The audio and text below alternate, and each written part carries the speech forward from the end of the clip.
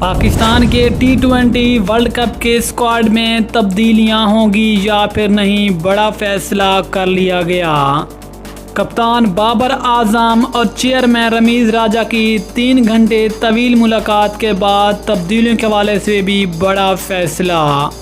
آخرکار کپتان بابر اعظم اور رمیز راجہ کے درمیان کیا بحث ہوئی اور آخرکار ٹی20 ورلڈ کپ کے اسکواڈ کے حوالے سے کیا فیصلہ ہوا، مکمل تفصیل اس ویڈیو میں۔ لیکن مزید آگے بڑھنے سے پہلے چینل کو سبسکرائب کر کے ساتھ میں لگی گھنٹی کے بٹن کو پریس کر دیں تاکہ کرکٹ سے جڑی تمام خبریں آپ کو سب سے پہلے جہاں پر ملتی رہیں۔ السلام علیکم، welcome to Hussain sports.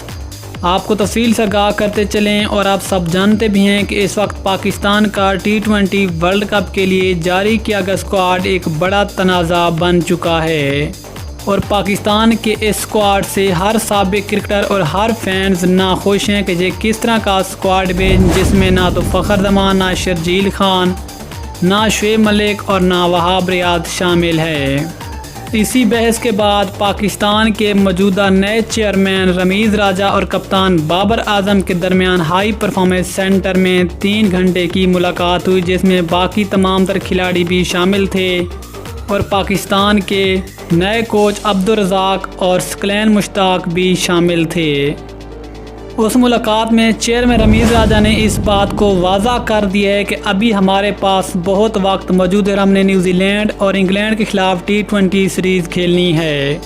Ramiz راجہ نے تمام کھلاڑیوں کو کہا کہ آپ پاکستان کرکٹ بورڈ میں ہونے والی تبدیلیوں پر توجہ نہ دیں بلکہ اپنے کھیل پر توجہ دیں اور ماڈرن طرح کی کرکٹ کھیلیں اور آتے ہی بولرز پر اٹیک کریں اور اپنے اوپر پریشر کبھی نہ آنے دیں۔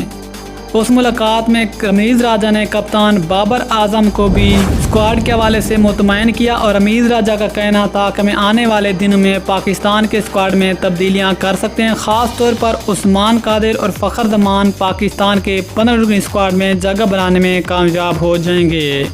اور اس کے علاوہ اگر نیوزی لینڈ کے خلاف پاکستان کے مڈل آرڈر ناکام ہونے کے بعد پاکستان کے سینئر بیٹسمین شعیب ملک کی بھی واپسی ہو سکتی ہے۔ لیکن ذرائع نے اس بات کا دعویٰ کیا ہے کہ نیوزی لینڈ کے خلاف ہونے والی ٹی20 سیریز کے بعد پاکستان کے ورلڈ کپ اسکواڈ میں 3 تبدیلیاں ہو سکتی ہیں، جن میں خاص طور پر فخر زمان، عثمان قادر اور شعیب ملک کا نام شامل ہے۔ لیکن دوستو، پھر آپ خیال میں پاکستان کے اسکواڈ میں کون سی تبدیلیاں ہونی چاہیے؟ جو کمنٹ سیکشن میں ضرور بتائیں۔ ملتے ہیں کسی اور زبردست کرکٹ نیوز کے ساتھ، تب تک اجازت دیجیے۔ اللہ حافظ۔ پاکستان زندہ باد۔